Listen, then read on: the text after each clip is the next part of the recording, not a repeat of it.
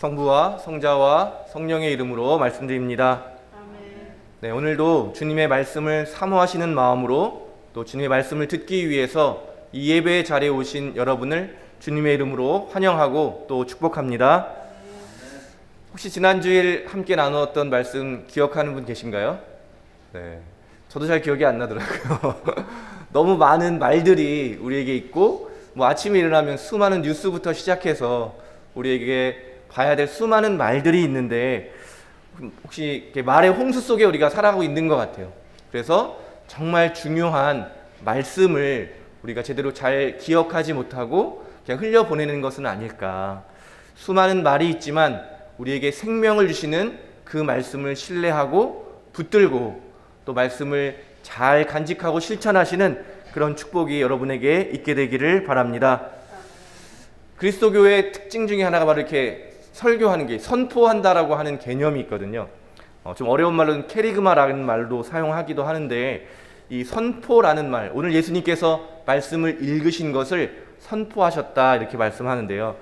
옛날에 드라마 보시면 어명이요 이렇게 하면서 달려오잖아요. 말을 타고 항상 극적인 장면에서 어명을 전하는 사자가 이렇게 오는 것처럼, 그렇게 어떤 중요한 결정 사항이라든지 어떤 법령들을 선포하는 거죠. 그러면 그 선포가 이루어지면서 그게 효력을 갖게 되면서 그 힘을 갖는 그런 행위들을 선포라고 하는데요. 예수님께서는 오늘 자신의 사역을 시작하시면서 이사야 예언자를 통해서 하나님께서 말씀하신 그 말씀을 그대로 선포하시면서 오늘 이 자리에서 이 말씀이 다 이루어졌다라고 선포하시는 것입니다. 바로 이처럼 그리스도교에서는 말씀을 선포하고 그 말씀이 이루어지는 그런 것들을 경험하는 그런 종교라고 말할 수 있겠습니다. 가장 처음 하나님의 말씀이 그대로 이루어진 사건이 바로 창조의 이야기겠죠. 여러분 한번 생각해 보세요. 우리 창세기를 생각해 보시면 하나님의 말씀이 울려 퍼지자 모든 피조물들이 그 말씀에 응답하는 거죠. 아멘으로 응답하면서 창조의 6일이 지나자 혼돈과 공허만 가득했던 온 세상에 하나님의 말씀에 응답한 피조물들이 이제 조화를 이루면서 생명이 가득한 기쁨의 세계로 변화되는 놀라운 일, 그것이 바로 우리가 믿고 고백하는 창조의 사건인 것입니다. 하나님의 말씀 앞에 모든 피조물들이 아멘으로 응답했을 때 이 세계는 조화롭고 생명이 가득하고 기쁨이 넘치는 세계가 되었다라고 하는 것입니다. 그러나 성서를 보면 사람들이 더 이상 하나님의 말씀을 듣지 않고 자신의 생각과 자신의 뜻대로 살게 되었을 때 죄와 악이 가득한 세상이 되었다라고 성서가 기록하고 있습니다. 잘 아시는 것처럼 첫 번째 범죄라고 할 수 있는 선과 악을 알게 하는 나무 열매를 따먹는 장면을 보시면 유혹하는 자의 소리에 귀를 기울이는 거죠. 하와가 하나님의 말씀을 알고 있었지만 유혹하는 사람의 그 소리에 귀를 기울이면서 정말 그러고 나서 그 열매를 보니까 먹음직하고 탐스럽고 영리하게 해줄 것 같은 그런 마음이 생겨나게 된 것이죠. 그러면서 결국에는 하나님의 말씀을 어기는 사건이 일어나게 되었습니다. 그리고 나서 서로가 서로를 돕는 존재로 창조되었던 인간들이 서로가 서로에게 탓하고, 저 사람 때문에 나는 그러지 않으려고 했는데, 이렇게 하면 서로를 탓하고 서로 부끄러워하게 되는 그런 세상이 되었다고 성서가 기록하고 있습니다. 또 한 번의 심판인 노아의 홍수의 장면을 살펴보아도 하나님이 이 세상에 사람들이 못된 생각으로 가득해서 세상이 너무 썩어 있었다라고 성서가 기록하고 있습니다. 사람들이 하나님의 말씀, 무엇이겠습니까? 예수님을 통해서 드러난 하나님의 말씀은 서로 사랑하라, 서로를 위해주고 서로를 도와주고 서로가 서로를 완성하는 존재로 살아가게 하는 하나님의 말씀을 더 이상 듣지 않고 나만 더 중요하다, 저 사람보다는 저 사람을 억울하게 만들어서라도 저 사람 것을 빼앗아서라도 내가 나를 더 중요시 여겨야겠다라고 하는 잘못된 생각이 가득하게 되었을 때 세상은 심판을 받았던 것입니다. 하나님의 말씀에 순종하여 조화와 생명과 기쁨이 가득했던 세상, 지금 우리가 살고 있는 세상이 그런 세상이었으면 좋을 텐데 지금 어떻습니까? 기후위기의 시대라고 뉴스를 보면 아주 절망스러운 소식들이 계속해서 뉴스로 등장합니다. 가장 많은 자연재해가 일어나고 있다고 합니다. 한편에서는 정말 폭설이나 폭우 때문에 굉장한 고통을 당하기도 하고, 또 지구 반대편에서는 가뭄으로 인해서 비가 오지 않아서 또 피해를 입기도 하고, 태풍과 허리케인 같은 강한 바람 때문에 많은 사람들이 피해를 보고 있는데요. 곳곳에서 산불이 일어나는데 더 이상 진화하기 어려울 정도로 거대한 산불이 일어나기도 하고요.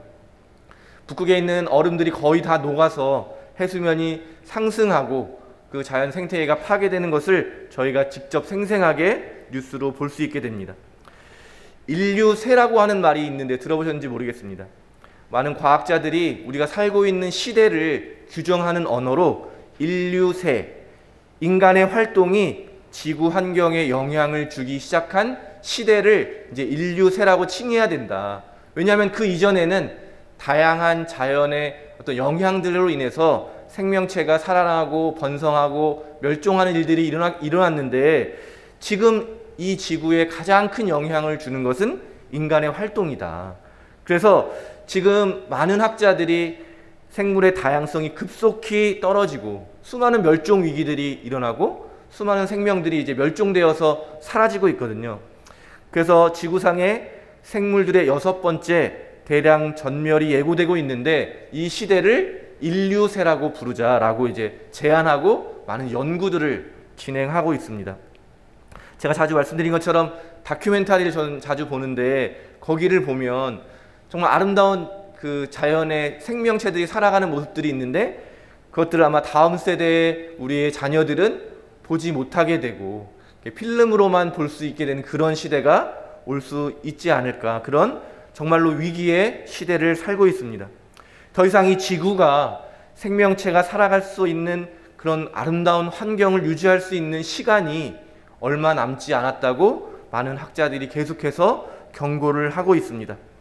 이런 위기의 시대에 여전히 예수님께서 보여주신 삶의 모습, 신앙의 모습이 우리에게 희망이 되고 또 구원의 길이 될 수 있다고 저는 믿습니다. 예수님께서는 필리핀에서 바울로가 고백한 것처럼 자신의 영광을 다 버리고 가장 낮은 모습으로, 자신을 비우는 겸손의 모습으로 이 땅에 오셨습니다. 그리고 세상을 구원하시는 방법으로 많은 사람들의 예상과 기대와 다르게 사람들은 예수님이 강력한 힘을 가지고 황제를 몰아내고 더 크고 강력한 제국을 만들 것으로 예상했지만, 오늘 이사야서의 말씀을 선포하시면서 그것을 이루어 가시는 예수님의 모습처럼 예수님께서는 가난한 사람들, 묶여있는 사람들, 눈먼 사람들, 억눌린 사람들, 별로 보잘것없고 아무도 관심을 기울이지 않는 그들을 찾아가셔서 그들을 일으키시고 그들의 아픔을 알아주시고 치유해 주시는 것을 통해서 온 세상을 구원하셨습니다. 바로 예수님께서는 제자들에게 나는 내 생각대로 하는 것이 아니라 하나님의 말씀을 따라서 하나님이 하시는 말씀을 실천한다, 이렇게 말씀하셨습니다. 오늘 우리도 이런 예수님을 본받아서 자신을 낮추고 비우는 겸손의 모습으로 살아가야 하겠습니다. 하나님의 말씀을 내 생각보다 더 중요하게 여기는, 말씀을 우선으로 하는 순종의 모습으로 살아가야 할 것입니다. 결국 하나님의 말씀을 이루어가기 위해서 자신을 아낌없이 내어주시는 그 희생의 길로 우리 모두 함께 가야 하겠습니다. 나의 생각을 앞세우고 나를 높이기 위해서 살아가는 것이 아니라 하나님께서 우리에게 정말 선물로 주신 아름답고 기쁨이 가득한, 생명이 가득했던 이 아름다운 자연을 다시 한번 회복하기 위해서 우리가 먼저 예수님이 보여주신 그 자기 비움의 겸손의 길로, 또 하나님의 말씀을 최우선으로 두는 말씀에만 순종하시는 그런 순종의 길로, 자신을 내어주신 그 희생의 길로 우리 모두가 함께 나아갈 수 있게 되기를 바랍니다. 하나님의 말씀은 태초부터 지금까지 계속 울려 퍼지고 있지만 결국 그 말씀을 듣고 순종하는 사람들에 의해서 그 말씀이 이루어지는 것입니다. 이현주 목사님이라는 그 목사님에게 들은 이야기인데요. 피정 때 오셔서 강의를 해주셨는데 이런 이야기를 들려주셨습니다. 이제 목사님이 좀 젊은 시절에 이제 좀 자신감이 충만해서 어느 시골교회에서 초청을 받아서 시골교회 설교를 하러 가시고 성경 공부도 알려주시고 하는데 어느 할머니가 목사님에게 이렇게 질문을 했다고 합니다. 말씀으로 천지창조가 이루어졌다는 말을 믿을 수가 없다. 어떻게 말씀으로 세상이 만들어지냐 이렇게 질문을 하셨다 그래요. 그래서 목사님이 할머니에게 할머니 한번 일어나 보세요 자리에서 얘기했더니 할머니가 일어나시더래요. 그래서 그럼 앞으로 잠깐 나와 보십시오 했더니 앞으로 나오셨다는 거예요. 그래서 그럼 다시 이제 자리로 돌아가십시오 이렇게 이야기해서 자리 돌아가신 다음에 설명을 해주시는 거죠. 보셨죠? 말이 얼마나 큰 능력이 있는지를 라고 이렇게 설명을 해주시고 아주 스스로도 정말 잘한 것 같다 이렇게 마음을 먹고 집으로 돌아가시는 버스에서 이렇게 묵상을 하는데 하나님이 말을 걸어오시더래요. 어쩌자고 그런 무모한 짓을 했냐. 만약에 그 할머니가 너의 말을 듣지 않고 움직이지 않았다면 어떻게 되었겠냐. 이제 이렇게 말씀을 해오시면서 그 당시에 더 큰 깨달음을 얻게 되셨다고 말씀해 주셨는데요. 말씀의 능력은 말하는 사람에게 있는 것이 아니라 그 말씀을 듣고 그대로 실천하는 것에 그 말씀에 능력이 있는 것이구나. 내가 말로만 이렇게 사람들을 이렇게 뭔가를 전하려고 했던 그런 모습들을 많이 반성하시고 회개하시고 말씀을 간직하고 말씀대로 말씀을 실천하는 사람이 되어야겠다라고 하는 그런 교훈을 얻으셨다고 이렇게 이야기해 주시더라고요. 목사님이 경험하셨던 것처럼 하나님의 말씀이 우리 안에 가득하잖아요. 근데 제가 처음 설교 때 말씀드렸던 것처럼 사실 우리는 말씀보다도 더 수많은 말들에 둘러싸여 있어서 하나님의 말씀을 이렇게 잘 기억하지 못하고 간직하지 못하는데 오늘 예수님이 보여주신 것처럼 그 말씀을 귀하게 여기고 붙들고 그 말씀을 실천하기 위해서 살아가는 사람, 그런 사람들을 통해서 하나님은 자신의 뜻을 보이시고 또 이루어 가신다고 하는 사실을 우리가 오늘 함께 기억했으면 좋겠습니다. 우리의 욕망을 채우기 위해서 우리의 잘못된 생각대로 살아가는 삶을 잠깐 멈추고 우리에게 전해주신 생명을 주시는 그 말씀을 붙들고 듣고 또 그대로 살아가는 축복이 저와 여러분에게 있게 되기를 바랍니다. 예수님께서 이런 하나님의 말씀을 압축해서 알려주신 것이 바로 서로 사랑하라는 말씀입니다. 창조의 이야기에도 서로가 서로를 돕는, 서로가 서로를 완성시키는 그런 조화를 다시 회복하라는 그런 예수님의 가르침이라고 저는 믿습니다. 서로 사랑하라고 하시는 하나님의 말씀을 우리가 귀하게 여기고 듣게 되기를 바랍니다. 그래서 올해는 지난 워크숍에서 같이 올해를 어떻게 신앙생활을 할까, 어떤 일들을 교회에서 함께 할까라고 하는 것 중에 하나는 같이 성서를 읽고 성서를 가까이 하는 성경 공부 시간을 어떻게든 마련해야겠다라고 생각을 했습니다. 여러분 성경 공부를 이렇게 시작하게 되면 많이 참여해 주시고 혼자서는 마음먹어 잘 되지 않잖아요. 그래서 함께 성경을 배우고 읽고 나누고 묵상하는 일이 올 한 해 더 우리 안에 풍성하게 일어나게 되기를 바랍니다. 그래서 오늘 예수님이 선포하시고 사람들에게 오늘 이 말씀이 이루어졌다라고 하는 그 놀라운 창조의 기쁨과 신비가 저와 여러분의 삶 가운데도 올 한 해 매일매일 일어나게 되기를 간절히 바랍니다. 로마서 8장 19절 22절에 이렇게 기록되어 있는데요.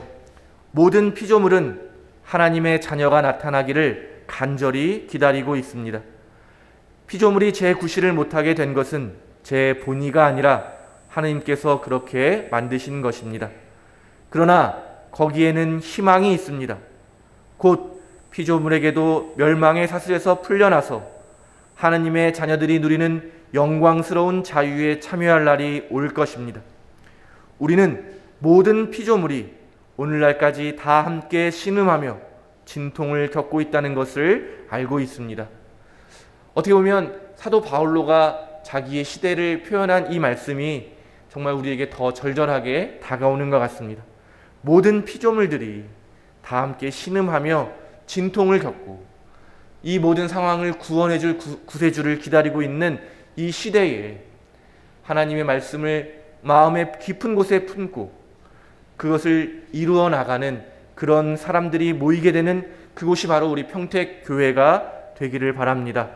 그렇게 될 때 우리 교회는 세상의 희망과 빛이 되고 멸망과 신음이 가득한 세상 가운데 다시 한번 조화와 생명과 기쁨이 가득한 그런 세상으로 회복시키는 그 놀라운 일에 우리가 하나님과 함께 하게 될 것입니다. 우리는 바로 이 놀라운 일을 하기 위해서 하나님의 부름을 받고 모인 사람들입니다. 그래서 하나님께서는 그런 우리에게 성령의 은총을 베풀어 주셔서 우리가 한 몸이 될 뿐만 아니라 각자가 다르지만 각자 받은 다른 은총을 가지고 서로를 더욱 풍성하게 하고 서로가 더욱 완전하게 하는 그런 교회를 우리를 통해서 이루어 나가시고 이 교회를 통해서 하나님께서는 세상을 구원하시는 줄로 믿습니다. 오늘 이런 예수님의 말씀 또 선포하시는 그 모습들을 기억하면서 오늘 예수님이 말씀하셨듯이 우리의 삶에도 하나님의 말씀이 우리의 삶의 자리에서 이루어지는 그런 놀라운 축복을 저와 여러분이 우리의 삶 가운데서 온전히 누리게 되기를 우리를 구원하신 예수님의 이름으로 축원드립니다. 성부와 성자와 성령의 이름으로 말씀드렸습니다.